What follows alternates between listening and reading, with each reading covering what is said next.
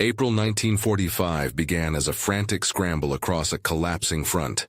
In a salt mine near a small town in central Germany, American troops forced open a sealed gallery and walked into a scene that looked like the ledger of a theft made physical.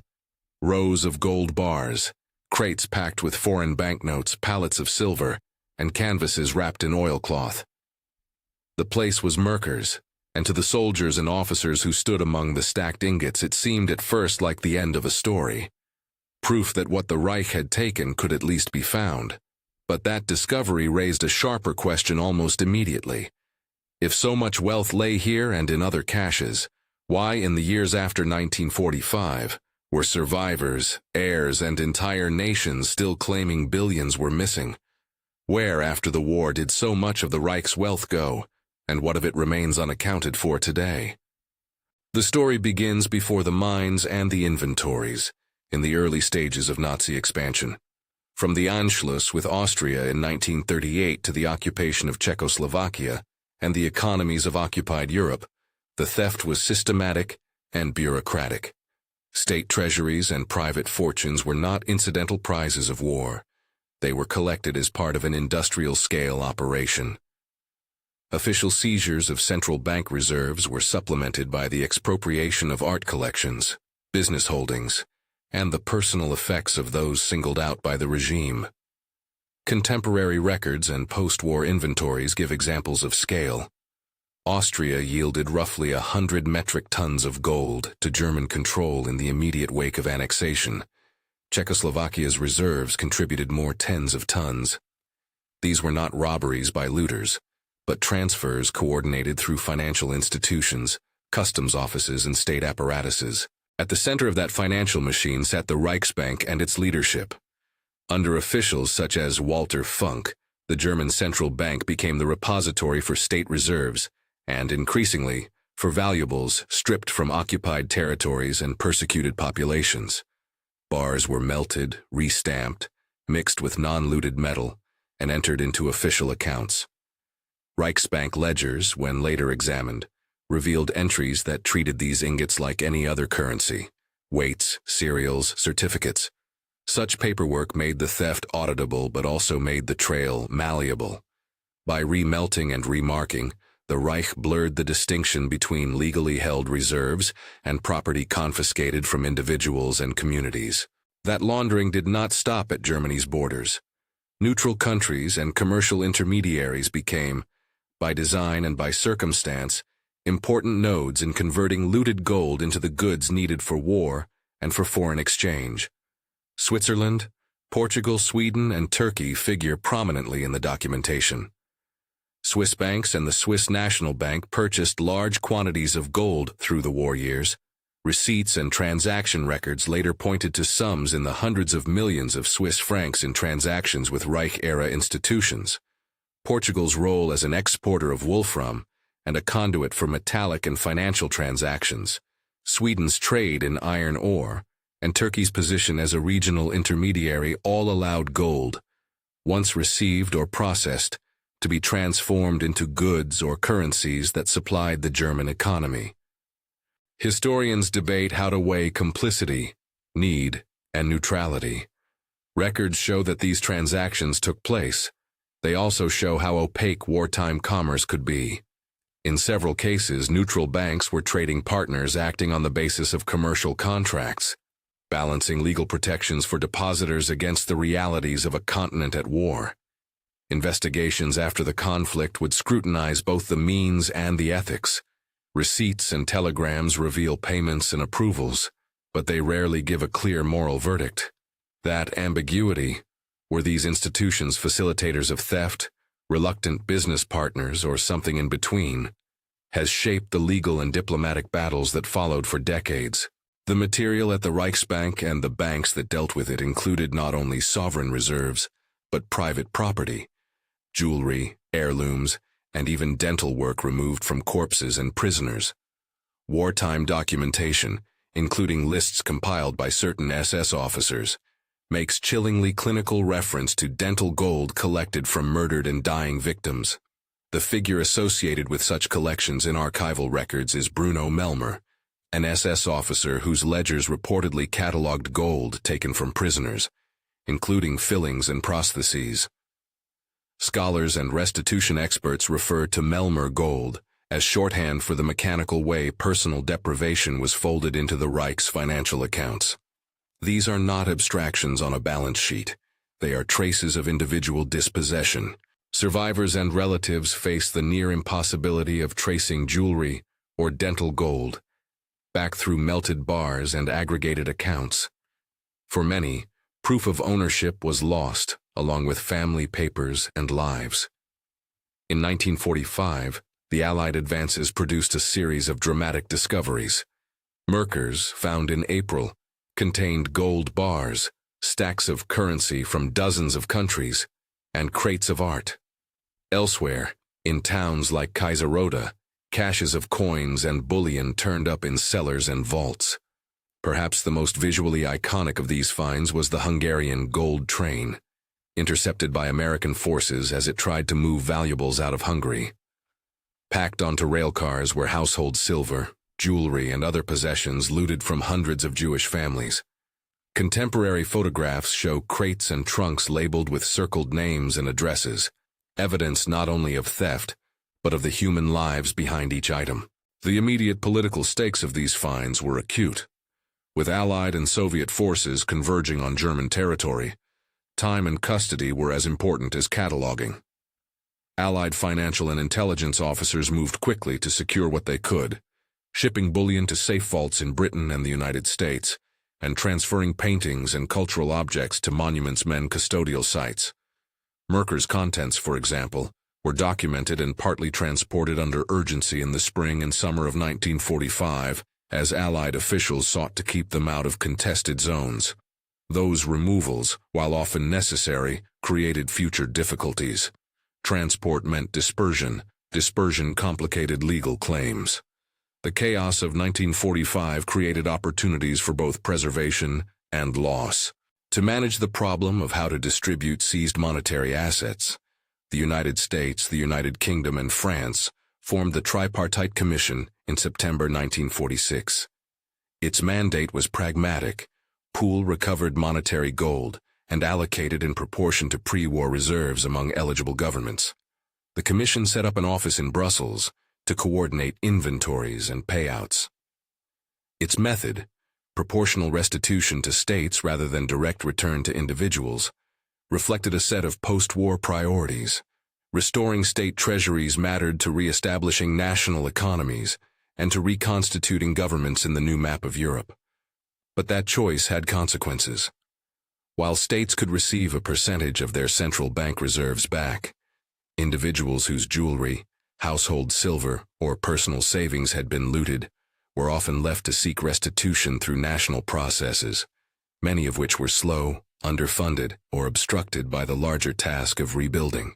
The Commission's work did return a meaningful portion of central reserves.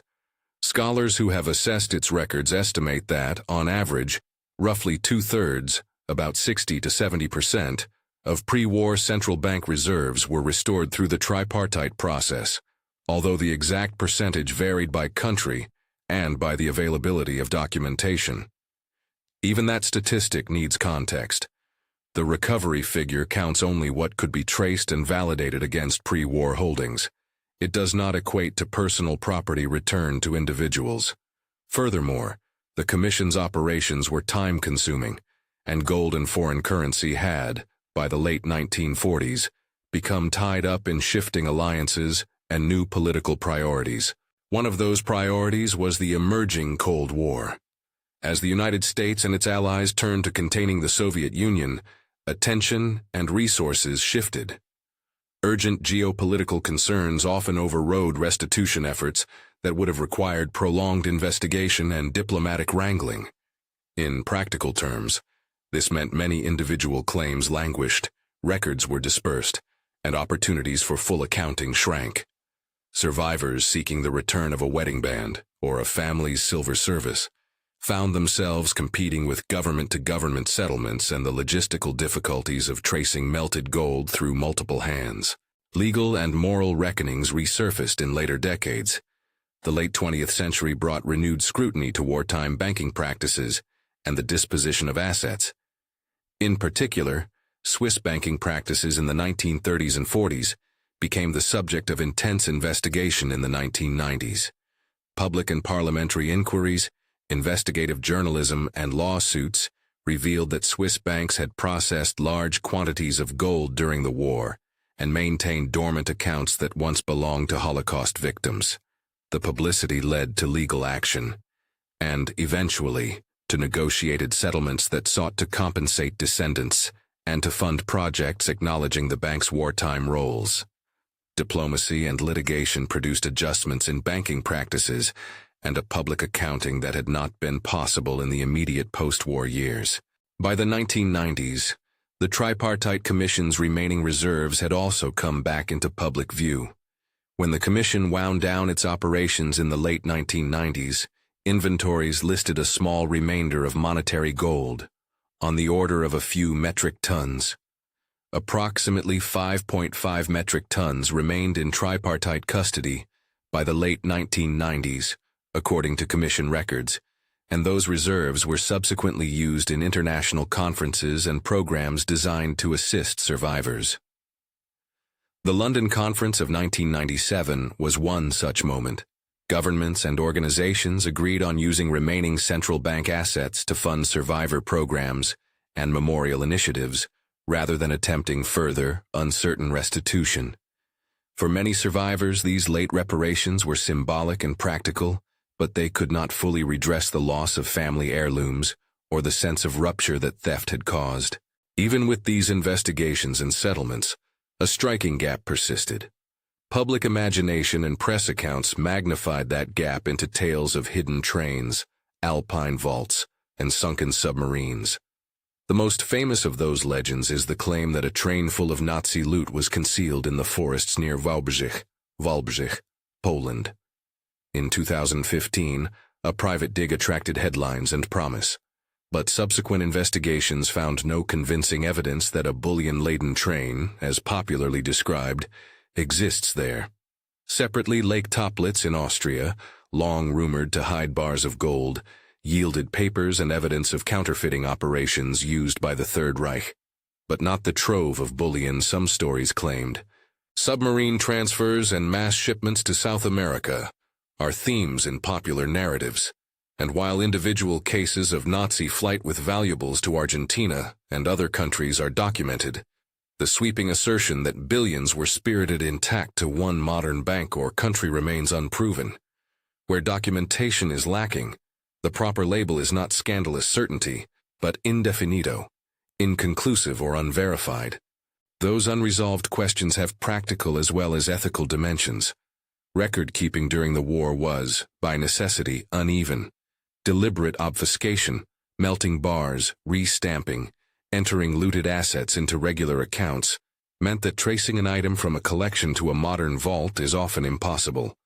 Further losses occurred in the chaos of 1945, shipments misplaced, thefts by individuals in the confusion, and administrative errors in managing enormous volumes of property. When bullion was transported for safekeeping, it moved through multiple jurisdictions and custodians, increasing opportunities for both preservation and disappearance. In other words, some losses are the result of deliberate concealment, some of bureaucratic collapse, and some of the legal choices made in the years immediately after the war. Individual cases illustrate the human cost of this complexity. The Hungarian gold train, for instance, exposed both the scale of private possession seized by the Nazis and the challenges of later custodianship. After American forces secured the train in 1945, American officials cataloged the cargo. Over subsequent months and years, accusations arose that items had been misappropriated or improperly distributed. These controversies produced investigations, and decades later, legal action by survivors and descendants. The United States government eventually issued statements acknowledging mistakes in how some property had been handled and provided compensation and apologies in some instances. That pattern, recognition of mishandling, institutional apology, and partial compensation, repeats across several post-war cases. Yet for many individuals, The restitution processes fell short of restoring what had been lost. Scholars and investigators who have worked on the Holocaust-era financial trail have developed a nuanced vocabulary for sorting claims. Documented records show is a different category from statements by participants, and both sit apart from rumors circulated in the public imagination. For historians, the most reliable evidence is archival. Reichsbank ledgers, Allied inventories, tripartite commission minutes, and bank receipts.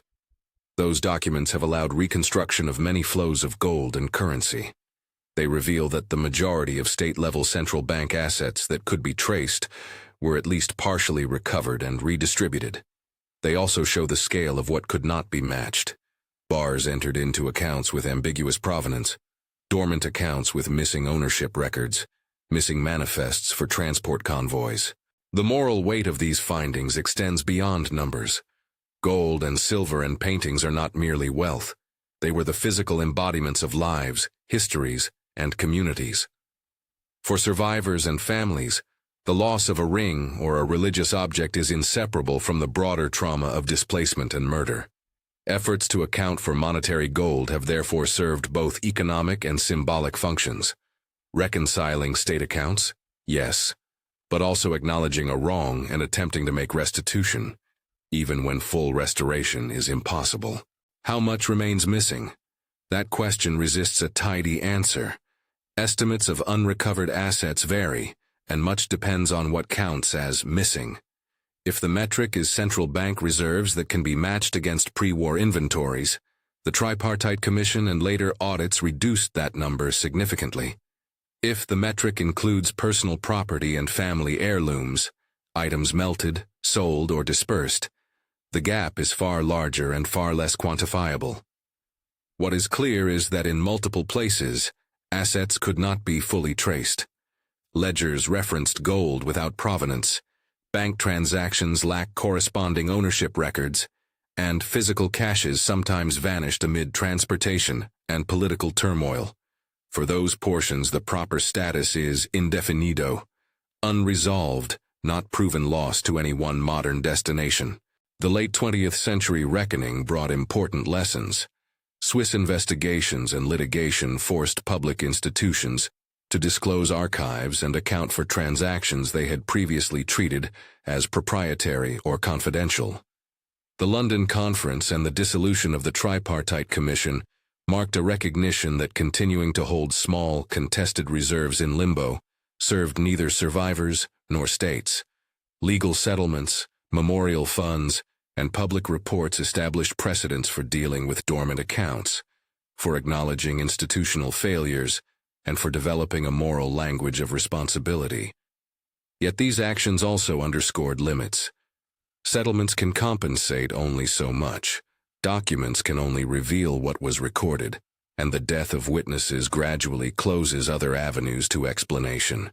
When the question returns to the title, Nazi gold billions vanished after 1945, where is it now? The answer must be layered.